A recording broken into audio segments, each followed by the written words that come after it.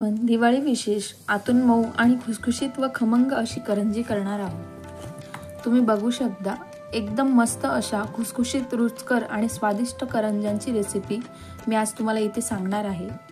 छान हलक्या आणि एकदम खुसखुशीत आपल्या करंज्या इथे बनवून तयार झालेल्या आहेत। अशा पद्धतीने बनवण्यासाठी मी पिठात एक खास साहित्य घातलेलं आहे, ज्यामुळे आपल्या करंज्या अगदी संपेपर्यंत छान खुसखुशीत राहतात। खमंग करंज्यांसाठी लागणारे परफेक्ट सारण आणि करंज्या तेलात फुटू नये यासाठी काय काळजी घ्यायची हे देखील मी व्हिडिओत सांगितले आहे। तर इथे मी गावठी तूप घेतलेले आहे, त्यानंतर सुंठ, वेलची आणि जायफळ यांची पूड घेतलेली आहे, किसलेले खोबरे, पिठी साखर आणि अर्धा किलो रवा घेतलेला आहे। प्रथम आपण सारण तयार करणार आहोत, तर यासाठी इथे मी खोबरे भाजून घेणार आहे। खोबरे जास्त करपू द्यायचे नाहीये, आपल्याला फक्त सोनेरी लालसर कलर करायचा आहे।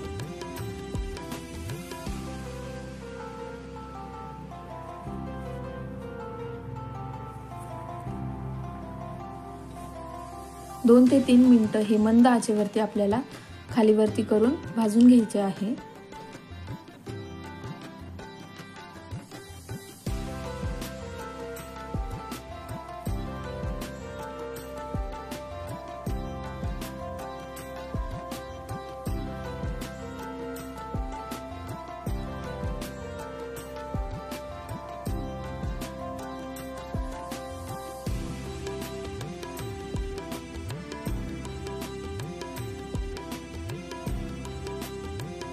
तुम्ही बघू शकता याला हलका सोनेरी असा कलर आलेला आहे। आता हे मिश्रण एका भांड्यात काढून आपल्याला गार होण्यासाठी ठेवायचे आहे। बघा अतिशय छान हलका असा सोनेरी कलर आलेला आहे। आता एका कढईमध्ये मी तूप घेतलेला आहे आणि त्याच मध्ये आपल्याला रवा हा भाजून घ्यायचा आहे। इथे मी बारीक रवा घेतलेला आहे। करंजीसाठी बारीक रवा हा अतिशय छान लागतो। मंद आचेवरती आपल्याला 7 ते 8 मिनिटं रवा चांगला भाजून घ्यायचा आहे, म्हणजे तो खमंग होतो।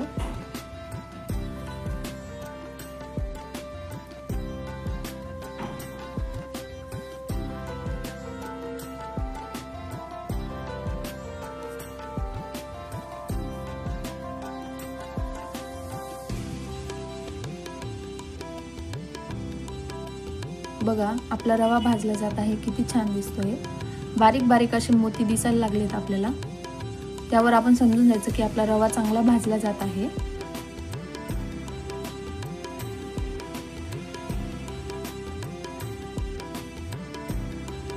आणि त्याचबरोबर आपल्याला वासही खमंग येतो, छान वास येतो, त्यावरून लगेच समजते की आपला रवा भाजला गेलेला आहे। आता हे पण आपल्याला एका कढईमध्ये किंवा एका कंटेनरमध्ये काढून घ्यायचं आहे गार होण्यासाठी। मोकळं करून ठेवायचं जेणेकरून लवकर गार होते ते। आता आपण गार झाल्यानंतर यात पिठी साखर टाकणार आहोत। पिठी साखर ही मिश्रण गरम असताना टाकायची नाही, कारण ती लगेच वितळून जाते, त्यामुळे हे मिश्रण गार झालं त्यानंतरच आपल्याला पिठी साखर टाकायची आहे। पिठी साखर टाकल्यानंतर हे मिश्रण चांगले एकजीव करून घ्यायचे।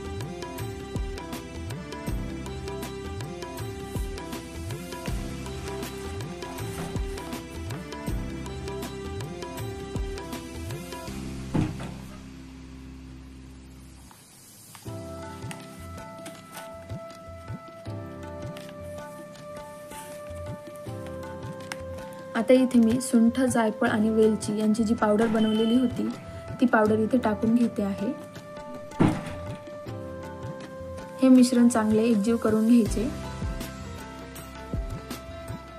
आता इथे आपण पारी बनवण्यासाठी पीठ मळून घेणार आहोत, त्यासाठी मी इथे मैदा घेतलेला आहे आणि तो मैदा आपण चांगला गाळून घ्यायचा आहे।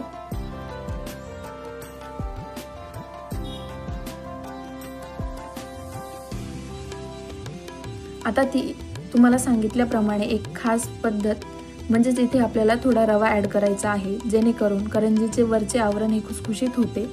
आता यामध्ये चवीनुसार मीठ टाकायचे आहे आणि एकदम कडकडीत असे तुपाचे मोहन टाकायचे आहे।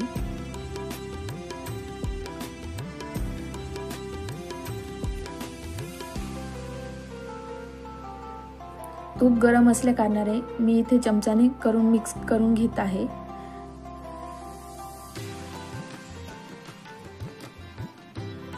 आता हे बघा, हाताने आपल्याला चांगले एकजीव करून घ्यायचे आहे।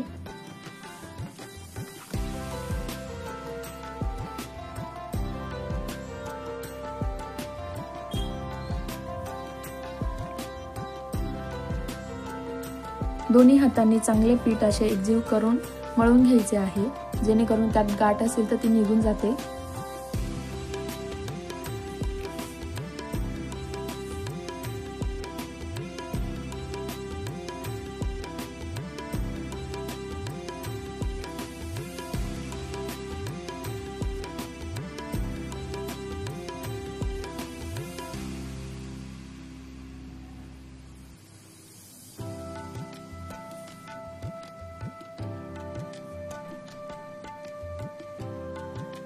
आता तुम्हाला हळूहळू थोडे आपल्याला यामध्ये पाणी टाकून घ्यायचे आहे।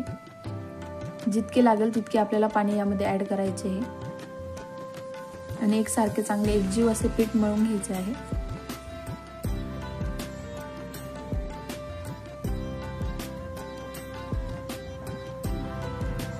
पिठाची मशागत जितकी जास्त होते तेवढे ते खुलते, त्यामुळे जेवढे होईल तेवढे चांगले मळून घ्यावे।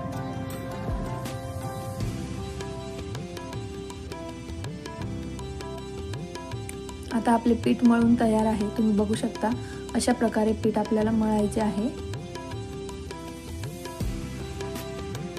हे बघा,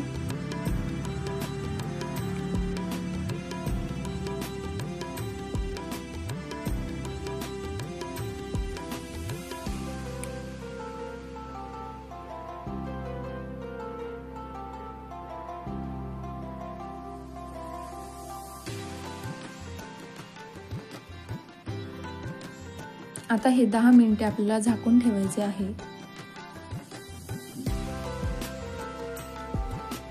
हे बघा, 10 मिनिटांनंतर आपले पीठ थोडेसे फुलले जाते।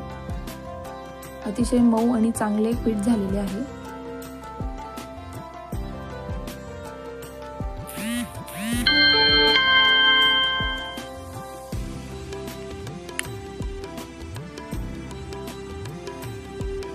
पीठ परत एकदा आपल्याला मळून घ्यायचे आहे। इथे मी मैदाच परत वापरलेला आहे।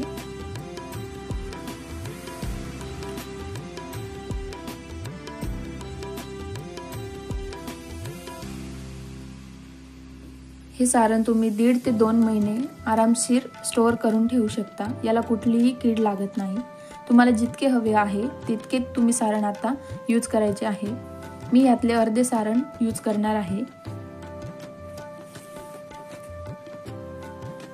त्यामध्ये 2 ते 3 चमचे पाणी टाकून घ्यायचे आहे, जेणेकरून हे कोरडे राहत नाही।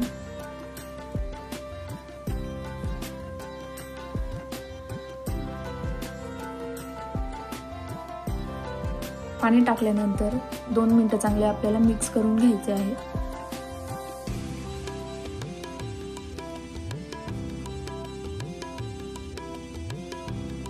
बघा, अतिशय छान असे सारण तयार झालेले आहे आपले। तुम्ही इथे त्यामध्ये ड्रायफ्रूट पण टाकू शकता। आता आपल्याला एक पारी लाटण्यापेक्षा एक मोठी अशी पोळी लाटून घ्यायची आहे।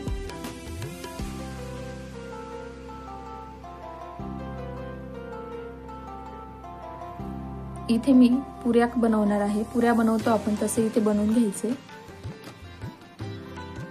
बघा, पारी अतिशय जाडही नाही आणि अतिशय बारीकही नाही, मस्त अशी पारी आपल्याला लाटून घ्यायची आहे। एकाच वेळी 3 ते 4 पाऱ्या आपल्या तयार होतात, त्यामुळे एक लाटत बसायची गरज नाही। इथे मी साचा वापरत आहे, त्यावर चांगली पारी ऍडजस्ट करून त्यामध्ये सारण भरून घ्यायचं। तुम्हाला जितकं हवं तेवढं तुम्ही सारण भरू शकता।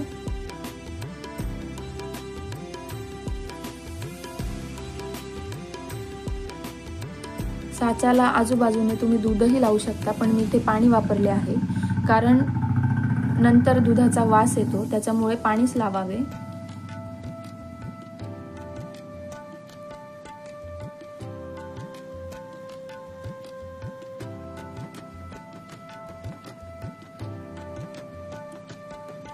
बघा आपली करंजी किती छान दिसते, अतिशय छान अशी करंजी झालेली आहे।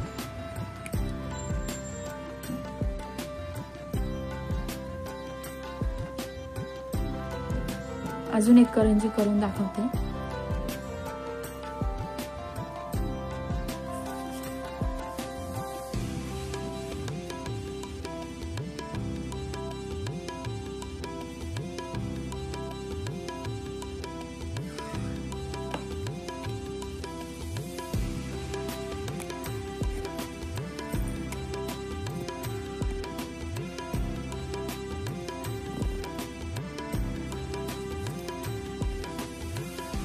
बघा अतिशय छान करंजी झालेली आहे।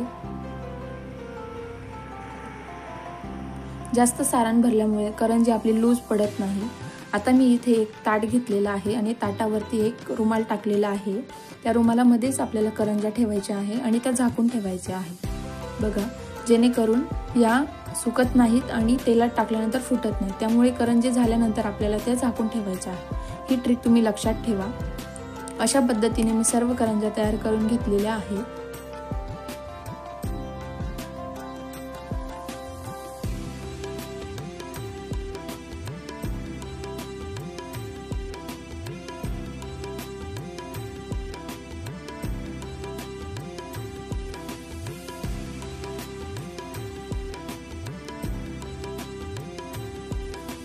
बघा मी इथे झाकून ठेवलेल्या होत्या, म्हणजे त्या सुकत नाहीत। आता तेलामध्ये तळून घ्यायचे आहे। तेल गरम झाले की नाही हे बघून तेलात चांगल्या तळून घ्यायचे आहे। कोणी कोणी तुपात देखील तळतं, पण तुपात तळल्यानंतर वरती घशामध्ये चिकटपणा येतो, त्यामुळे तेलातच तळायच्या आहे। मंद आचेवरती ह्या करंज्या सोनेरी रंग येईपर्यंत आपल्याला तळायच्या आहे। बघा हलके हलके बबल्स आलेले दिसत आहेत।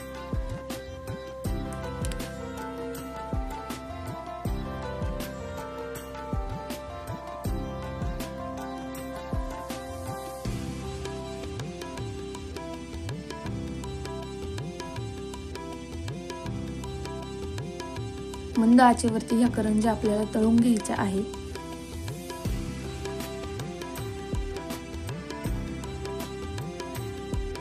आणि तळताना तेल उडणार नाही याचीही दक्षता घ्यायची आहे।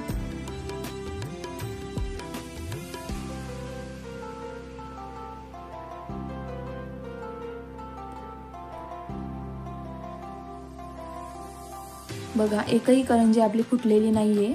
तुम्ही नक्की अशा पद्धतीने बनवून बघा, करंजी अतिशय छान बनेल।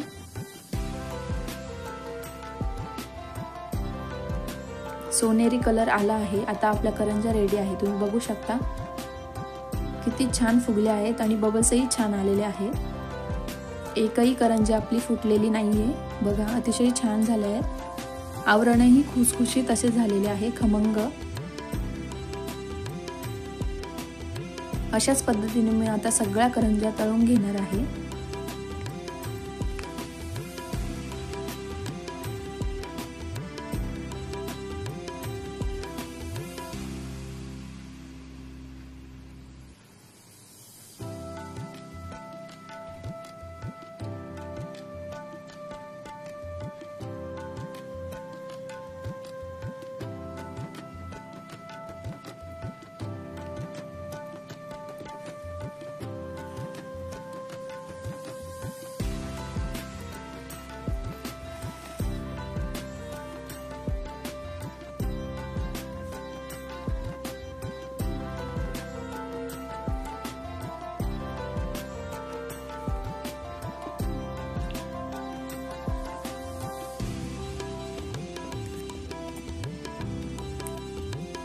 बघा अतिशय छान अशा करंज्या आपल्या तयार आहेत।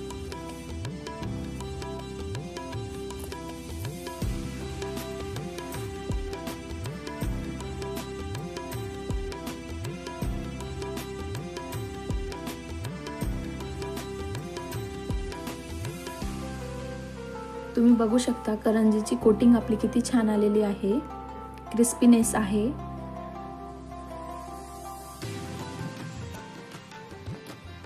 सगळ्या करंज्या अतिशय टम्म फुगलेल्या अशा आहेत। एकही करंजी आपली फुटलेली नाहीये तेलात।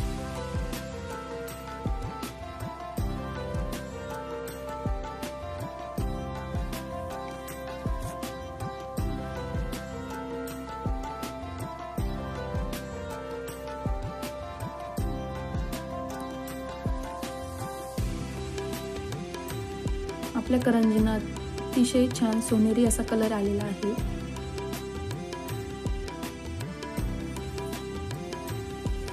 अतिशय खमंग अशा करंज्या झालेल्या आहेत।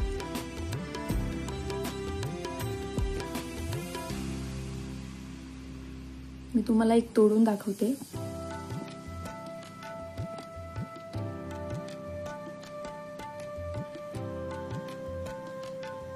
तुम्ही बघू शकताय आतून एकदम मऊ अशी करंजी आहे।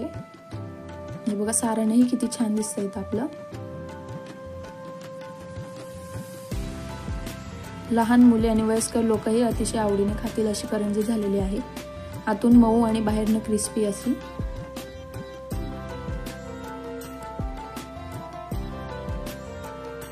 तुम्ही पण ह्याच टिप्स फॉलो करून अशा पद्धतीने करंज्या नक्की करून बघा, अतिशय आवडतील। धन्यवाद।